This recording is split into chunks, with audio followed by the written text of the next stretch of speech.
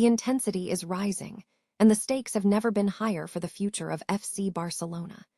We are starting off with the undeniable magic of Lamine Yamal, who continues to prove he is a generational talent capable of dragging the team to greatness.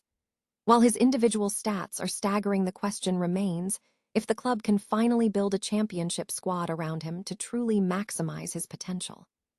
Tired of dropping your phone or struggling to prop it up? Meet the Pop Sockets phone grip with expanding kickstand in black, your new must-have accessory. Don't miss out. Grab yours today. Click the link in the video description to shop now on Amazon.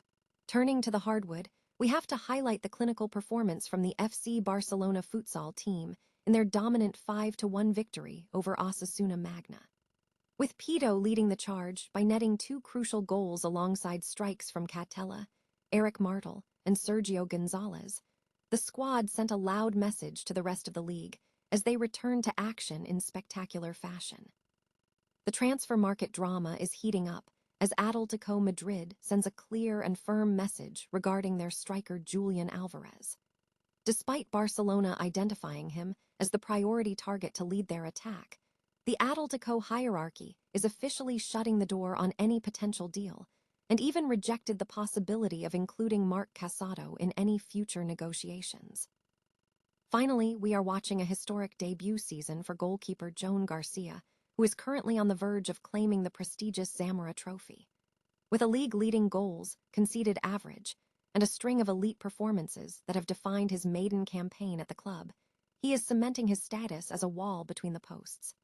If you want to stay on top of every update about the squad, make sure to hit that like button and subscribe with notifications turned on so you never miss a thing.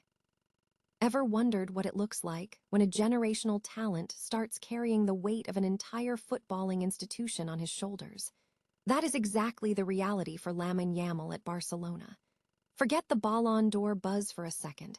The kid has already proven he is the best player on the planet. I'll be honest, I was one of the skeptics. Last summer, between the tabloid headlines and the maturity concerns, I feared we were looking at another cautionary tale, another Neymar or Ronaldinho scenario where the off-field noise drowns out the brilliance. But let's look at the facts. 21 goals and 15 assists across all competitions, and he's doing it with a level of professionalism that would make a veteran blush. Watching him against Atletico Madrid was nothing short of breathtaking. The man was essentially playing a one-man rescue mission.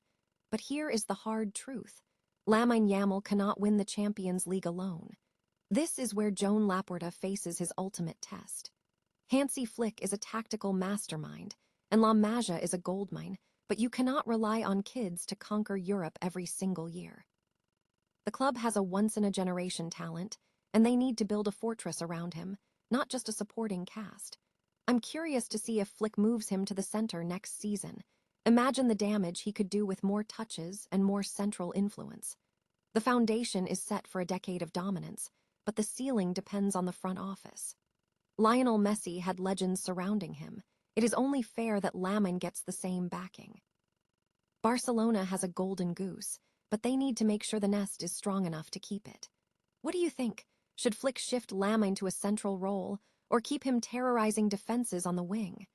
Drop a comment below, and don't forget to subscribe for more deep dives into the world of Barca.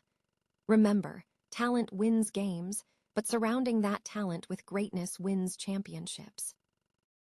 Ever wondered what a statement win looks like?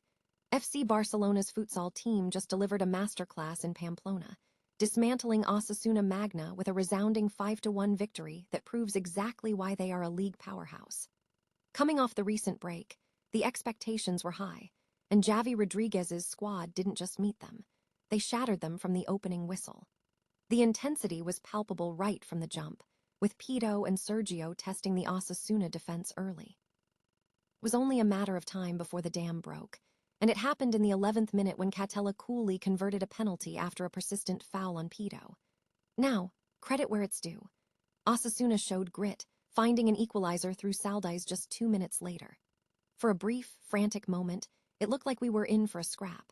But elite teams thrive on composure, and Barca proved their pedigree just before the break, with Pito putting them back in front on a clinical counterattack. The second half, that was all Barcelona. They dialed up the pressure, and once Eric Martel capitalized on some beautiful build-up play from Joe Victor to make it 3-1, the floodgates opened. Pito added his second of the night before Sergio Gonzalez put the final nail in the coffin in the closing minute. A 5-1 road win in this league is a massive statement of intent. If you enjoyed this breakdown, make sure to hit that like button and subscribe for more coverage on the world's best futsal action. It's clear that when Barcelona plays with this kind of hunger, the rest of the league is just playing for second place. Think the transfer window is predictable? Think again. Barcelona's hunt for a new talisman is hitting a massive roadblock, and the destination is none other than the Metropolitano. If you were betting on seeing Julian Alvarez in a Blaugrana shirt anytime soon, you might want to hold your horses. Barcelona is desperate for a new number 9 to eventually step into Robert Lewandowski's shoes, and they have identified Julian Alvarez as their golden ticket. But here is the reality check. Atletico Madrid is slamming the door shut, and they are doing it with zero hesitation.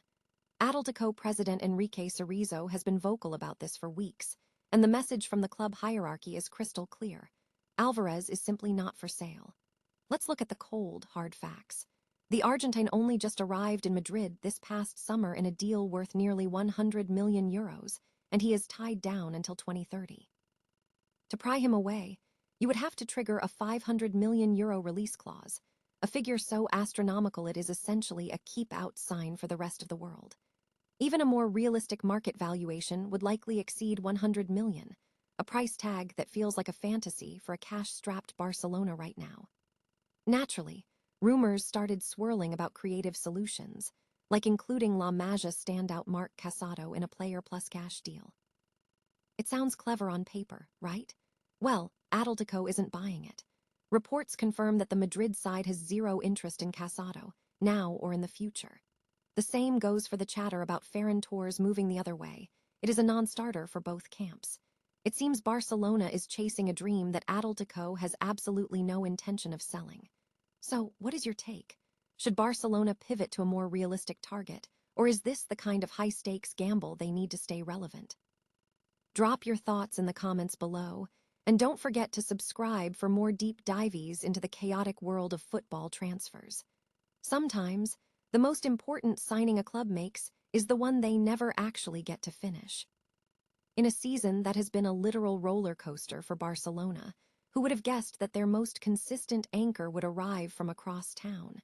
Forget the high-profile attackers for a second. Today, we need to talk about Joan Garcia. The new signing from Espanyol hasn't just stepped into the number 1 spot at the Camp Nou. He has absolutely owned it. It is rare to see a goalkeeper transition to a club of this magnitude and look this unflappable, but Garcia has made it look like a walk in the park. Now, he is on the verge of capping off this dream debut by clinching the most prestigious individual honor for a goalkeeper in Spain, the Zamora Trophy. To put his dominance into perspective, the rules require 28 appearances to qualify, and Garcia is sitting at 25. But here is the kicker. The moment he hits that threshold, he is projected to slot straight into the number 1 spot on the leaderboard. We are talking about a staggering 0.76 goals conceded per game. To put that in context, he is currently outperforming legends like Thibaut Courtois and Jana Black. While other keepers are scrambling to keep their averages near the 1-goal mark, Garcia is operating in a different stratosphere. With 7 matches left on the calendar, the trophy is his to lose. Of course, while Garcia is shining, the rest of Barca's keeper department is a bit of a mixed bag, with plenty of loaned-out talent still trying to find their footing.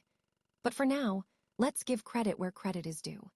If you have been enjoying Garcia's masterclass this season, hit that like button and subscribe for more deep dives into the world of La Liga. It really makes you wonder, in a game that celebrates the goal scorers, does a defensive performance this perfect deserve more spotlight?